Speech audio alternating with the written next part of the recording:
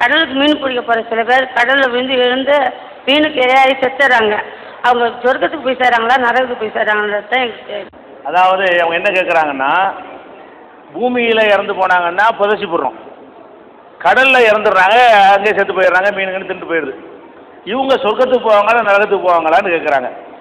சொர்க்கத்துக்கு போகிறது நரகத்துக்கு போகிறதெல்லாம் எங்கே சாவுறாருங்கிற வச்சு முடிவெடுக்கிற விஷயம் கிடையாது. எந்த நிலைப்பாட்டில் அவர் இருந்தாருங்கிற வச்சு முடிவெடுக்கணும். அவர் இந்த உலகத்தில் எப்படி வாழ்ந்தார், நல்லவராக வாழ்ந்தாருன்னா அவர் எங்கே செத்தாலும் அவருக்கு சொர்க்கம் கிடைக்கும், கெட்டவராக வாழ்ந்தால் எங்கே செத்தாலும் அவருக்கு நரகம் தான் கிடைக்கும். அப்போ இந்த உலகத்தில் வாழும் பொழுது நேர்மையாக கடவுளுக்கு துரோகம் செய்யாமல் ஒரு கடவுளை நம்பி அவர் கட்டளைகளை ஏற்று ஒழுங்காக வாழ்ந்து கொண்டு கடலுக்கு போய் செத்து போயிட்டாருன்னு சொன்னால் அவர் சொர்க்கத்துக்கு போவார்.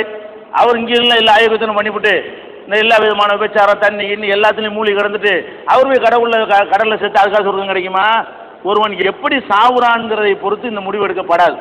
எப்படி வாழ்ந்தான்ங்கிறதை வைத்து என்ன செய்யப்படும், முடிவு எடுக்கப்படும். நல்லவராக வாழ்ந்திருந்தாருன்னு சொன்னால் அவருக்கு சொர்க்கம் கிடைக்கும், கெட்டவராக வாழ்ந்திருந்தாருன்னா அவருக்கு நரகம் கிடைக்கும்.